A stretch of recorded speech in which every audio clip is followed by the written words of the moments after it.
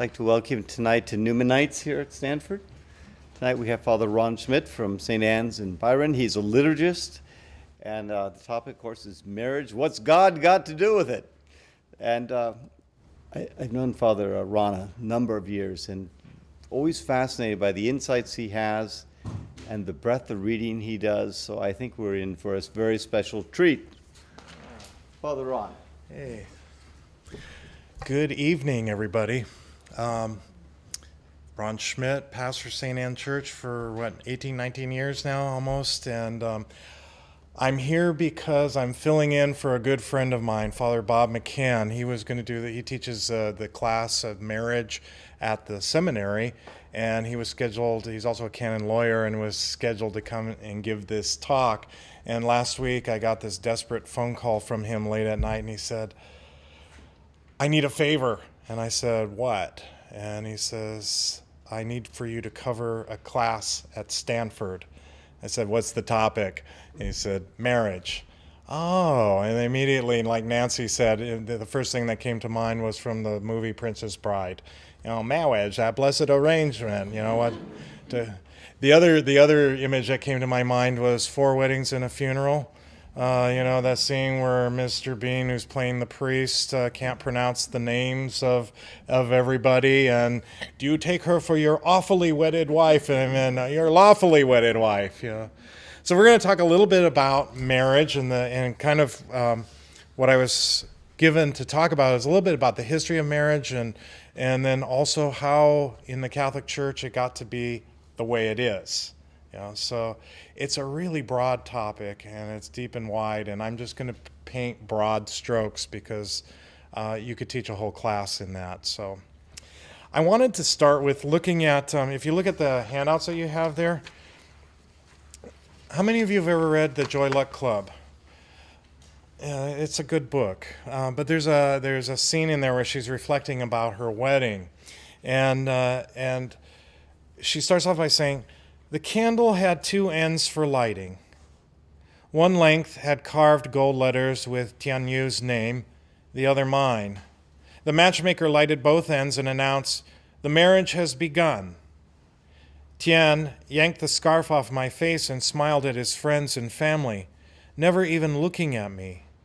He reminded me of a young peacock I once saw that acted as if he had just claimed the entire courtyard by fanning his still short tail. I saw the matchmaker place the lighted red candle in the gold holder and then hand it to the nervous-looking servant. This servant was supposed to watch the candle during the banquet and all night to make sure neither end went out. In the morning, the matchmaker was supposed to show the result, a little piece of black ash, and then declared, 'This candle burned continuously at both ends without going out. This is a marriage that cannot be broken.' I still can remember. The candle was a marriage bond that was worth more than a Catholic promise not to divorce. It meant I couldn't divorce and I couldn't remarry even if Tianyu died. That red candle was supposed to seal me forever with my husband and his family. No excuses afterward." I chose that quote, one, because it speaks about marriage in a sense that, it's cross-cultural, it's cross-time. Marriage has always been, as far as human beings can kind of remember back, has been part of the equation. And it existed eons before the Catholic Church even existed. So marriage, in a sense, is very broad and deep. And also it's very complicated because different cultures have different concepts of marriage. For instance, you look at Africa, there's plural marriage, and there's been plural marriage even in the Bible. There are different understandings of what makes for a marriage and whether a marriage is permanent or not permanent. So it changes over time. And so what I wanted to do tonight is kind of look at kind of some of the basic trends that led into and fed the Catholic understanding of marriage. Now, the first thing you have to remember is that a lot of this stuff comes out of patriarchal culture. So a lot of it was controlled by families, especially the father of the household, and depending on the culture, women had more or less say in the process. So if you look at ancient Rome, which is one of the streams that feed into our tradition, is originally was a private family ceremony. There was no kind of public celebration of marriage. It was a private ceremony. It belonged to the family. The pater familias, the head of the household, who also was the guardian of the household religion, saw to it that that marriage arrangements happened. So he and whoever he was contracting with to marry his children to made the arrangements, and then usually what would happen is the bride would be led from the house of her family and brought to the house of her husband's family. The husband would ceremonially represent that she now belongs to him and this family by picking her up and carrying her over the threshold of the door. And then he would feed her a cake, a cake that symbolizes that now they are married together. Can you see some of the connections? Sometimes we do these things and we don't even know the origins of them, but they've been part of who we are for a long, long time. And if you have any questions, just raise your hand. So, and also this was a development because originally, in the more primitive phase of the Romans, marriage oftentimes was an abduction. A guy went out to look for a wife and he abducted her from the farm next door, take her off, and grab her as her own. And so what began to develop was something called the dowry. The dowry, so you kind of pay off the father of the bride for the loss of the pair of hands that are working the farm. And so eventually the dowry came to the ring. The ring that's exchanged. And originally, you guys, a lot of you wouldn't know this, but over 50 years ago, it was only the bride wore the ring. Husbands never wore rings, only the bride, because it was a symbol of the bride price. So that's one of those customs that kind of carried over. It's only within the last 50 years that grooms started wearing rings and brides and grooms started exchanging them. Now, what made for as the empire shifted, the men were away a lot because Rome started expanding out over the Mediterranean basin. And so women started taking more active roles in family life because they had to keep the household going. And Rome developed a more centralized form of government. And so what began to happen is there was a shift in how marriage took place. And the Roman imperial law said what makes for a marriage is two individuals give consent. That's it. They consent to a contract. And that's going to be important later on in history when we kind of begin to look at the Middle Ages. But the consent was what made for the marriage. They also had no-fault divorce. By consent, they could divorce. So they could separate and go their own way and remarry others, and the government didn't have a whole lot to say. The only thing that the Roman government outlawed was free people marrying slaves and certain close relationships.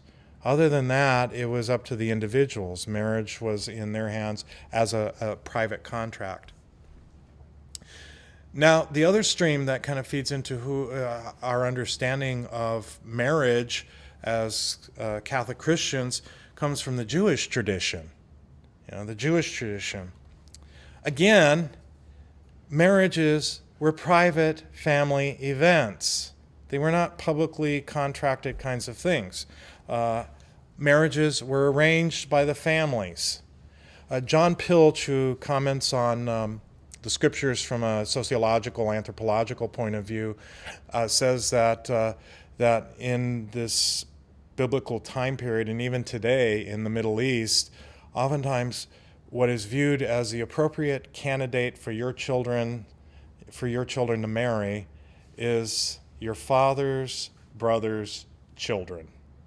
They married first cousins, and they still do this in the Middle East. They marry because they were keeping it all in the family, as it were. And so this was one of the things. The other thing that you see in the New Testament was a couple weeks ago. We were reading the morning mass. The first reading was from the first book of Samuel, and the reading starts off with Elkanah had 2 wives, Peninnah and Hannah. And it's spoken without any shame or any explanation or anything. It's just something that was accepted at this time period. And I told my congregation that morning, the group of 15, 20 people that were there, I said, despite what fundamentalists say, marriage and family life have evolved and changed over cultures and time periods. And so in the early time period of Judaism, plural marriage was accepted. The other thing that was accepted is something called concubinage. And we see a few stories in the Old Testament about that. Concubinage is, for instance, Abraham's wife Sarah couldn't conceive and have a child. Not to have a child in this context was a curse, and it brought shame on a person because there was no sense of an afterlife in early Judaism. You lived on in your children who inherited your part of the land that was given to you by God. The kingdom of God is the land of Israel. So not to have children was seen to be, kind of a curse. And so Sarah, in the story, will give her maid to Abraham to father a child so that he can father descendants. And so she gives Hagar, her maid, to Abraham to bear a child. Well, then once Hagar gets pregnant, she starts rubbing it in Sarah's face, and Sarah's getting mad and jealous, and then as the story goes, Hagar runs away, but an angel tells her to go back, and that child becomes Ishmael, the father of what Muslim people would say is, the father of the Muslim Arab peoples. So, concubinage, perpetuate descendants. Now, after the exile in Israel, what happened was the kingdom split into the north disappears, the south remains, but is conquered by Babylon.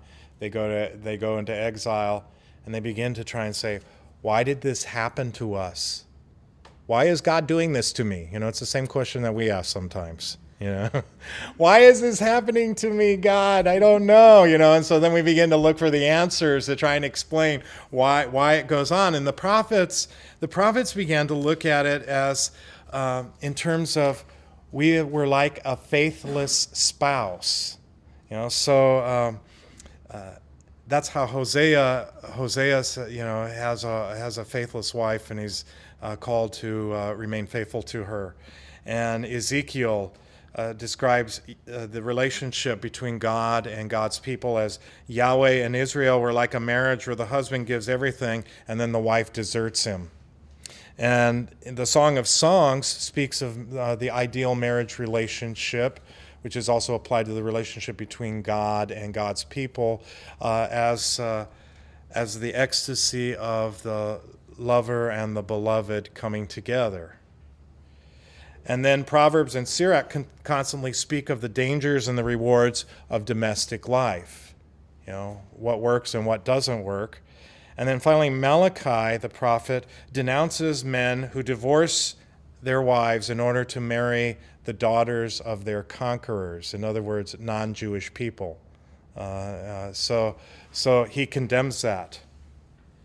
Now, the Torah permitted divorce, but because of the reflections of the prophets, they began to kind of narrow down the categories for which you could get a divorce. Originally, the man, all he had to do was write a writ of divorce. But they began to realize, because of the preaching of the prophets, that maybe marriage needs to be something else, and something reflective of the relationship of Yahweh with Yahweh's people. And so the Torah began to say, it's only for serious reason that could allow for divorce, and that serious reason was adultery. But the writ of divorce had to be written by the husband. So the man had the right to write a decree of divorce. The woman didn't.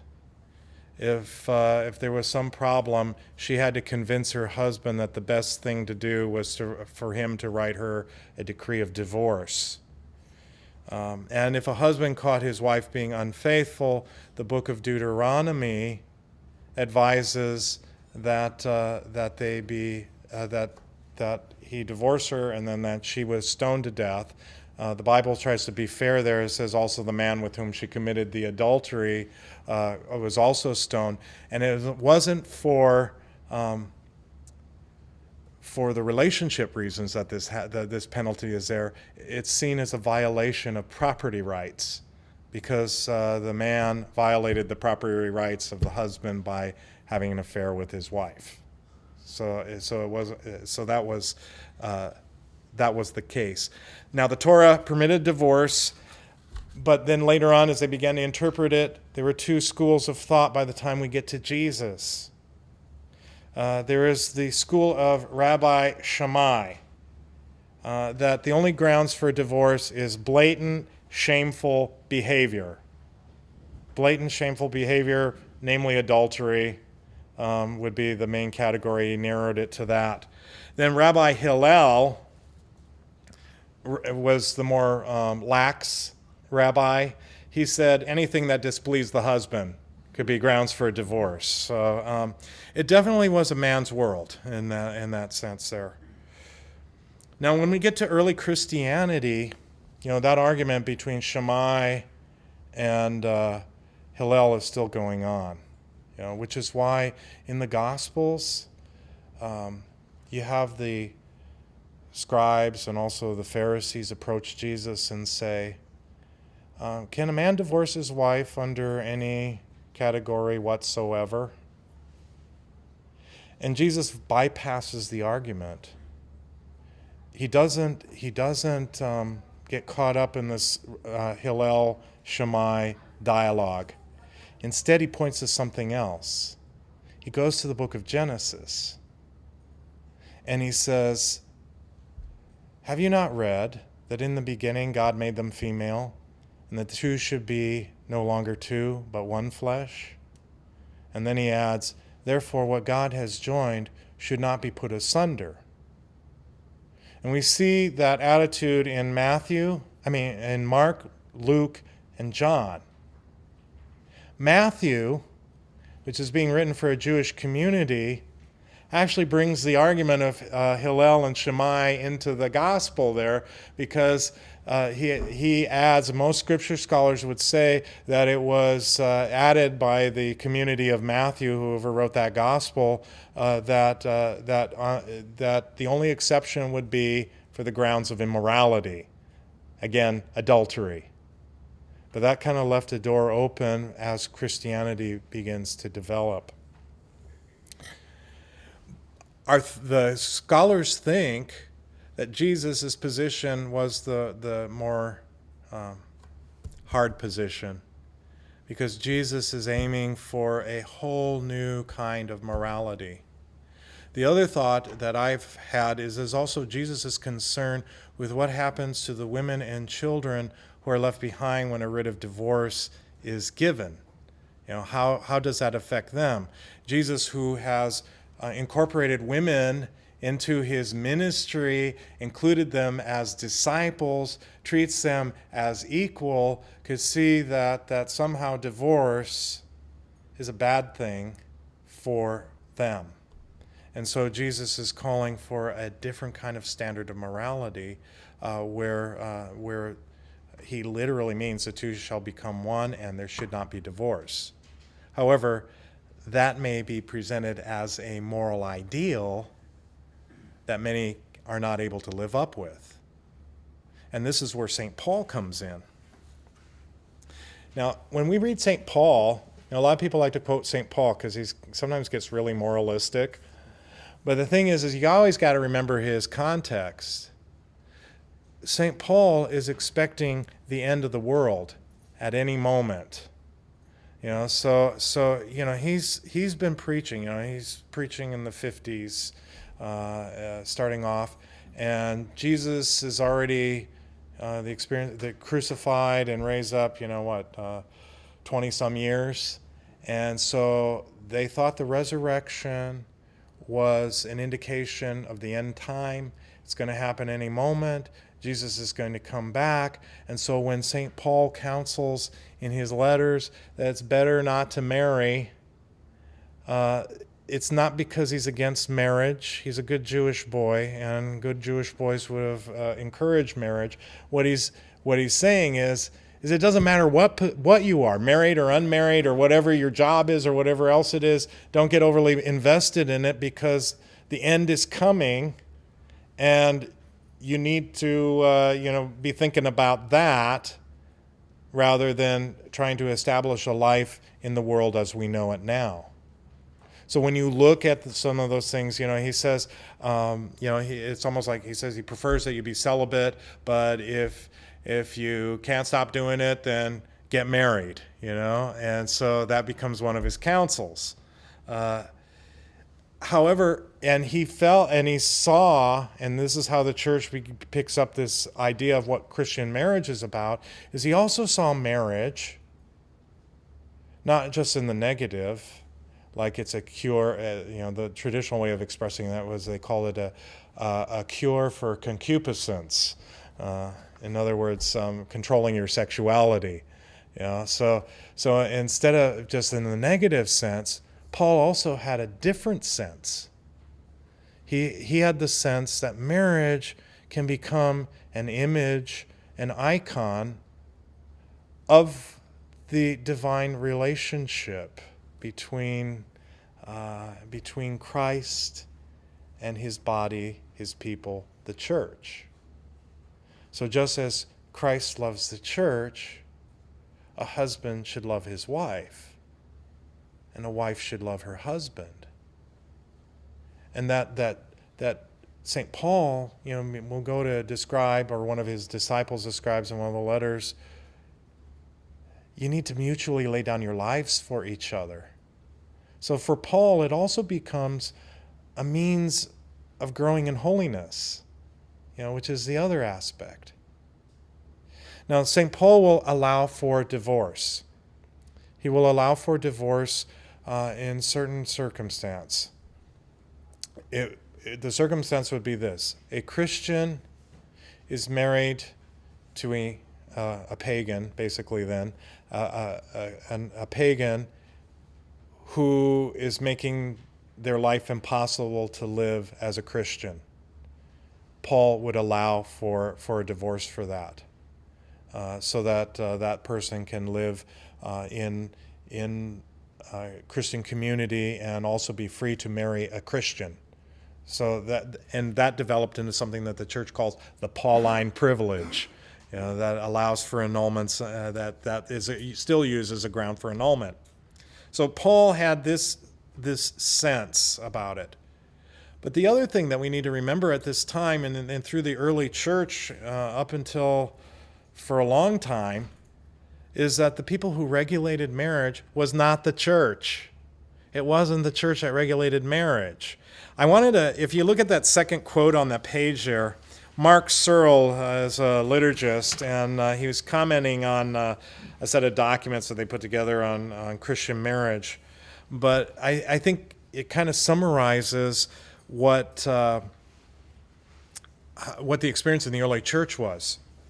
It is important to realize that from the outset that marriage was originally considered a Christian marriage, or a marriage contracted and lived in the Lord, because it was a marriage between two baptized believers in Christ. In other words, the sacramentality of marriage as a state depended not on a wedding rite, but on the baptismal identity of the couple. Their life together was a form of Christian life, a form which, in mutual love and reciprocal service for which marriage afforded occasion, was capable of iconicizing the mutual relationship between Christ and the church. In other words, what made for a Christian wedding isn't coming to a church with a long aisle and throwing the rice and all of that. What made it is it's rooted in baptism. That everything that we do by virtue of our baptism calls us to live life in a new way, in an inspirited way, in a way that proclaims the values of the kingdom of God. And it didn't take a formal ceremony to do that. It took Christian living. And that's what made for Christian marriage for many centuries within the church. Yeah. Does that make sense? Yeah. Yes. How was it regulated, however? Did the state recognize it, or was there anything to regularize this union so that it was recognized publicly as a marriage, or was it just a private agreement? It was a private agreement. Families celebrated it, and you just lived it. And there was no church ceremony or anything until much later. And I'll talk about that a little bit later. But marriage was more of a contract. It's kind of in a lot of ways how people in modern countries tend to think of marriage. It's a contract between two individuals. You don't live up to the contract, then boom, we're done, we're out of here. Remember, the Romans had no-fault divorce.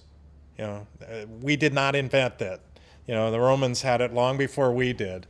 So, as long as both agreed not to, be married anymore, then you were considered to be divorced. And the Roman government, kind of cataloged all that stuff. Because the other important thing about marriage that both the Jewish and the Roman tradition would have been is it's one about the legitimacy of children.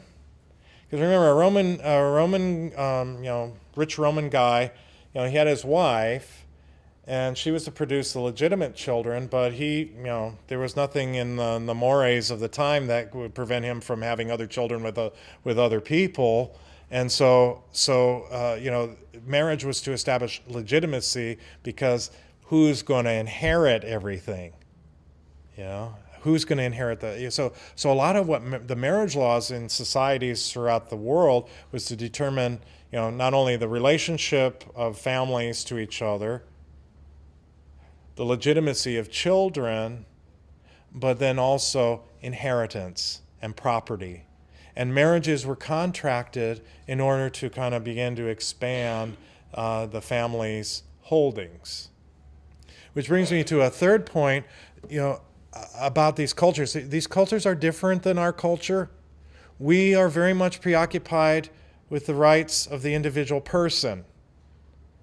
In Mediterranean culture, it's always the family first. Your identity doesn't come from who you are by yourself. Your identity comes from family, tribe, your relationship to those. Which is why, to be cast out of the family or to be excommunicated from the religious community that you belong to was considered to be the worst punishment. Nowadays, someone says, well, you're excommunicated from the church.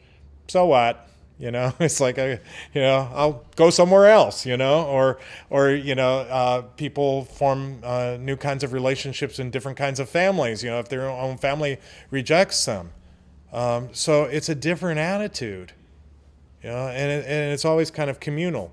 How do these, the strategy was, how is this marriage of my son or daughter going to advance the family? And that was kind of the preoccupation. So all the way through the early centuries of the church just basically followed what the empire did. Whatever the empire required as law for marriage, which was pretty simple, mutual consent, and even on divorce, it just accepted it. It tried to infuse in it a different way of looking at it, and there was a difference. I think that that Christians were tried to enter into a marriage relationship a little more cautiously, because the church was trying to teach that the permanence of the relationship is an important symbol for us. Nevertheless, if a divorce happened, it happened, and they allowed for remarriage. Divorce and remarriage wasn't universally taught, but then the church began to struggle with a couple things. First was Gnosticism. Gnosticism was, and the word gnosis means knowledge. They were cults. They were these cults of people that had these secret knowledge. And basically, it's kind of a, do you guys have any philosophy or anything? But it's a dualism. Dualism taught that there were gods of good and gods of evil that were completely equally pitted against one another. And so the material world was bad, and that the spiritual world was good.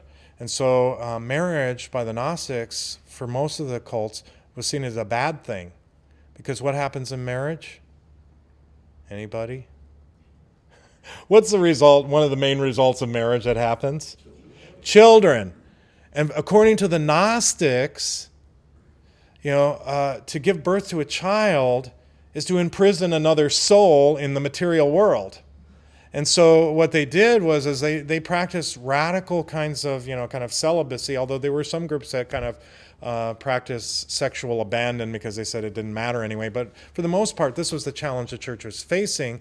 And these people were very stoic and very disciplined. And so the church began to say, we need to begin to develop an understanding of marriage that affirms its goodness and the goodness of physical marital relationships. And so they're wrestling with that. Then you have, there's still no church weddings at this point, but you begin to see, and this is in the period after Constantine makes church legal, blessings. So they're still doing the traditional marriage ceremony. What happened is you go from the bride's house, there's a procession to the groom's house, and then sometimes what they would do is, there's the church. Let's stop and get a blessing. And so sometimes the priest would stand out on the front step of the church and, God bless you, go on your way. And then the party would continue, or sometimes the priest would be invited to the home of where the party was happening for the reception, and then the priest would say some sort of blessing at that point. This is where we begin to see, kind of the involvement of the church in the marriage ceremonies. Now, a priest was not required to be there. Oftentimes it was just a favor done to the family. That the priest showed up, or he was one of the invited guests. What begins to happen in this time period is a new rule comes along. When priests got married, for the first 1,000 years of the church, priests got married. And so there was a rule that required that other priests need to be present at the wedding of a priest. And so then slowly begin to see the development of kind of the idea that the church needs to be involved somehow in the wedding ceremony process. Now, then we get St. Augustine. Now, St. Augustine belonged to one of those Gnostic sects. He was a Manichaean. And so sometimes his stuff carried over into the church. But St. Augustine said that the only reason for marriage is for having kids. The second reason for having marriage is for sexual fidelity. In other words, you're not running around, all over town with whomever, but that, kind of keeps your focus there. And then finally, he said, it also provides for the faithfulness that's necessary to mirror the image of Christ to the church, that relationship. Now, St. Augustine also believed that even in marriage, sexual relations could be at least venially sinful, because he believed that original sin was handed on through the physical act of intercourse. That the original sin from Adam and Eve was passed down generation to generation, and so he's a little bit colored by all of that, and that colors the attitude of the church about marriage in many ways for many centuries. That legitimately the only purpose for marriage is, first of all, you got to have kids. And so that kind of continues to color things. Now we get to the collapse of the Roman Empire. Any questions so far? Am I making sense? Okay, yeah. And remember, I am doing big, broad strokes. There's all kinds of ups and downs and all kinds of other theologians, and there was all kinds of fights going along the way, but I'm trying to give you the main picture of, the thread that's going on. So if you have any questions, let's ask. So now the Roman Empire collapses. So up until this point, the Roman government handled marriage and everything else like that. Constantine, when he made religion made Christianity the official religion of the Roman Empire, also made bishops magistrates. In other words, they had civil power as well as religious authority.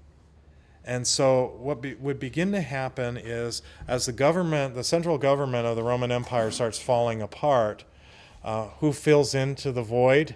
The people that are left that can read and write? The clergy. We're called clerics because we used to take the notes. And so the bishops as magistrates will begin to kind of fill in. At the same time, there was the barbarian invasions, the Germanic tribes. They also had their own kind of understanding of what makes for a valid marriage, and it was different than Roman law. Roman law said it's the consent of two individuals. In German law, it had to be the parents made the arrangement. There's official betrothal ceremony. There is a family ceremony that happens, and then it has to be consummated. There has to be sexual intercourse, or it's not a valid marriage. And then, of course, they would display the tokens of marriage afterwards to kind of say, look, she was a virgin. Here it is. We're married. And so what begins to happen is the nobility are concerned about what makes for a legal marriage. And this develops into something that becomes a big problem throughout the Middle Ages. Is it these formal ceremonies, because now the world has become, Germanicized, and that's the Germanic law, or is it still the Roman law, which said it's just the consent of two individuals? Now, where it gets difficult is people were using both to your advantage. Families were kind of trying to make these arrangements for their kids to say that, to expand their fortunes and wealth and whatever else, their farmlands. And kids sometimes would say, I don't want to marry her, or I don't want to marry him. And so what did they do? And they claimed that they had something called a secret marriage.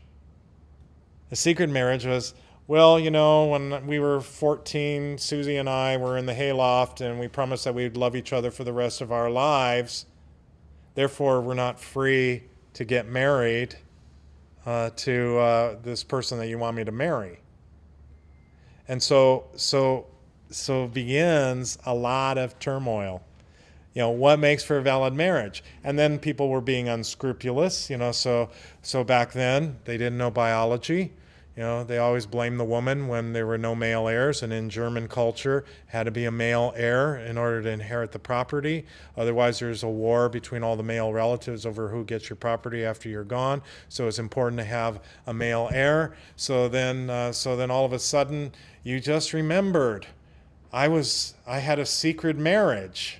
I had a secret marriage back, then, and you pay somebody off to say, and have witnesses to say, oh yeah, they were secretly married, therefore the marriage that you're now in is not valid. And so began this whole process of trying to fight about how do we determine what makes for legal marriage. And this is where the church begins to step in. The church begins to say, okay, this is enough. We need to develop a system where we can formally recognize marriage. And then the struggle for a couple centuries is going to be, is it mutual consent, or is it the betrothal, the marriage ceremony, and the consummation of the marriage? Now, what's kind of an interesting little thing in here is what pushed it in the direction of what we ended up with, which is the consent of the individuals, is they brought up the idea of, what about Joseph and Mary? What about the story of Joseph and Mary? What's that story about? Jesus' mother? They were betrothed. And then Joseph was going to put her aside quietly Because she was pregnant and he knew he wasn't the father. And he didn't want her to see her stoned. And this actually is culturally was a just thing. He was trying to do what's best for her. He figures he'll get out of the way. And a betrothal was more than just an engagement is in our culture. Betrothal, you were married even though you haven't started living together yet. So Joseph steps aside because he wants to allow Mary to be able to marry whoever the father of the child was. Okay, that's part of the story. But what do Christians begin to believe about Jesus and Mary? Who was the father of Jesus? The Holy Spirit, yeah. And so they began, as the Middle Ages developed, the cult of Mary develops, and they begin to say that Mary was ever virgin. That she did not have any kind of sexual relations before, during, or after the conception and birth of Jesus. And so they begin to say, well, if Joseph and Mary never consummated the marriage, was that a valid marriage? They had time, I guess, in the Middle Ages to think about these things, but...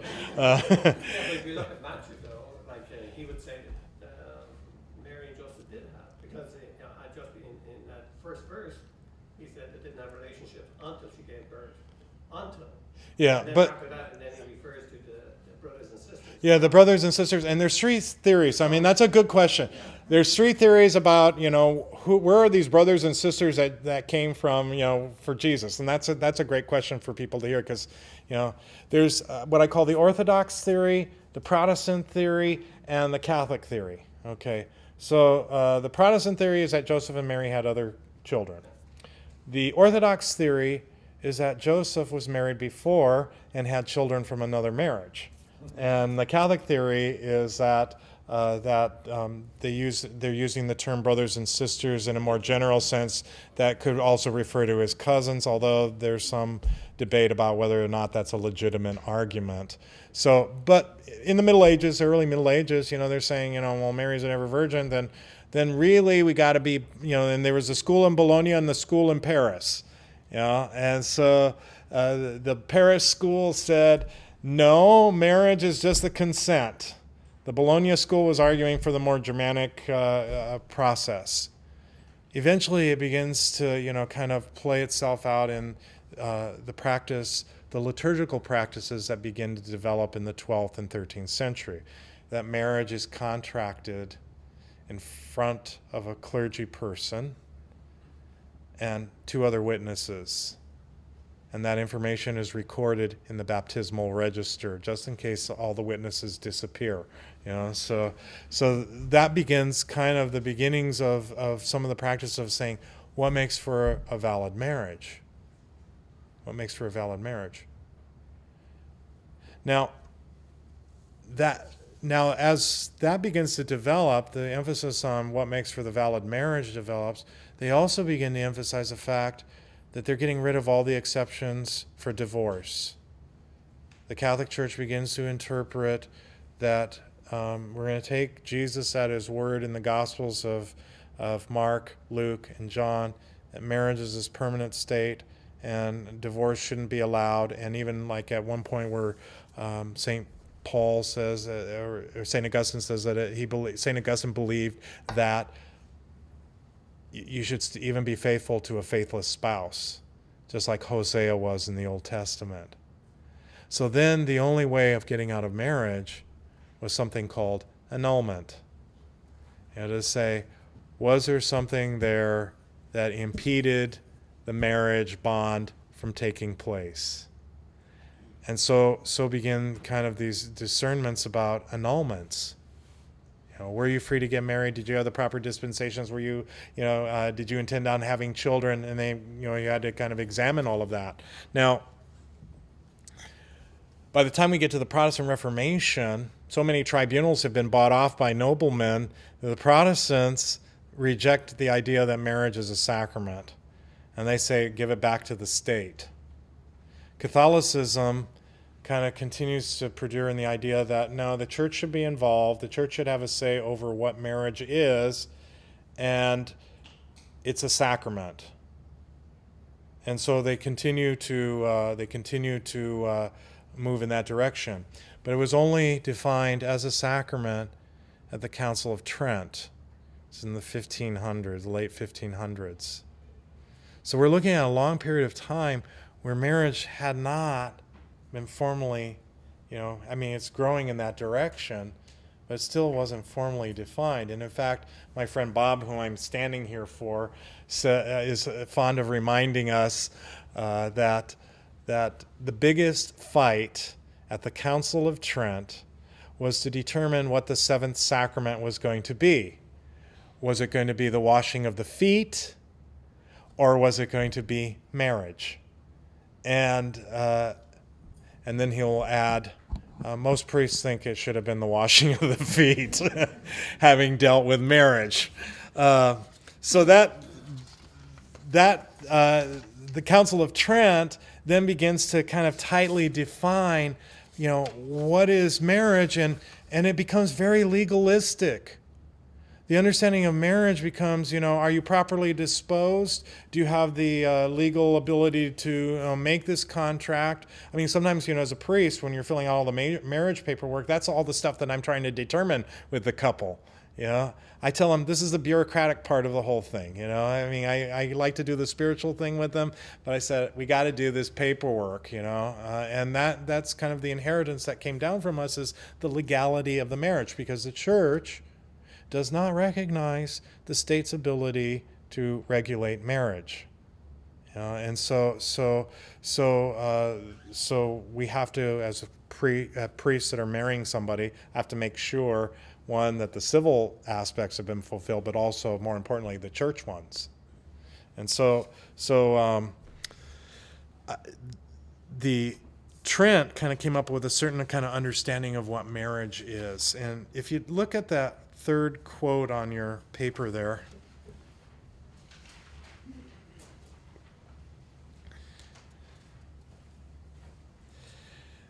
and this comes from a book. It's a very good book if you want to know more about the sacraments. It's called Doors to the Sacred. It has historical and kind of survey. Doors to the Sacred, a historical introduction to the sacraments in the Catholic Church, by a guy named Joseph Martos. I read it in the seminary, which was a long time ago, but it's been revised since then too. So it's an excellent resource on the sacraments. But you look at that quote there, it says, until the Second Vatican Council, the Catholic theology of marriage remained relatively simple. Marriage was a sacrament instituted by Christ in which two legally competent persons became permanently united as husband and wife. The sacramentum, that word means kind of sign, was the giving of consent, the external rite in which they agreed to the marriage and each took each other as their spouse. the thing of the sacrament, the thing that made it work, the res, was the grace that they received to be faithful to each other as Christian spouses and fulfill their duties as parents. The primary purpose of marriage was the procreation and education of children. Its secondary purpose was the spiritual perfection of the spouses, and again, hearkening back to good old St. Augustine, and the morally permissible satisfaction of their sexual needs. I mean, that's what was in place until the 1960s. And then we get to Vatican II, and Vatican II kind of takes us in a whole new direction. And basically, the Vatican II direction was to see that marriage as a communion and community of persons. Sometimes resulting out of that are children, but it's not necessarily the first thing that happens in marriage. And the last quote there is from one of those documents from Second Vatican Council, the Constitution of the Church in the Modern World. The intimate partnership of life and the love which constitutes the married state has been established by the Creator and endowed by Him with its own proper laws. It is rooted in the contract of the partners, that is, in the irrevocable personal consent, hearkening back to Rome. That has perdured. Authentic married love is caught up in the divine love and is directed and enriched by the redemptive power of Christ and the salvific action of the Church, with the result that spouses are effectively led to God and are helped and strengthened in their lofty role as fathers and mothers. In other words, the spirit that is given to live out marriage first leads you to holiness, mutual holiness, and growth as individuals. That can also flower naturally in marriage into children, but it's not the first, necessarily the first reason for marriage. It's that mutual holiness. Spouses, therefore, are fortified and, as it were, consecrated for their duties and dignity of their state by a special sacrament. Fulfilling their conjugal and family role by virtue of the sacrament, spouses are penetrated with the Spirit of Christ, and their whole life is suffused by faith, hope, and charity. Thus, they increasingly further their own perfection and their mutual satisfaction, and together they render glory to God. Sanctification. Growing in holiness, becoming better people because of the relationship that you have with each other. That's a major, major shift, and it's an important one, I think. I think it restores a kind of a healthy balance to our understanding of marriage. It's not so legalistic. There's a legalistic aspect to it, but there's something more important. It's a reflective of the call to grow in love. And I say this at every wedding that I do. I said, you are a reminder, a sign, a sacred sign for the rest of us, even those of us like me who are not married, that our lives are called to be broken open by love and to be changed by that. And when we love, we're not too far away from God. And ultimately, I think that that's what Christian marriage is meant to be about. Thank you.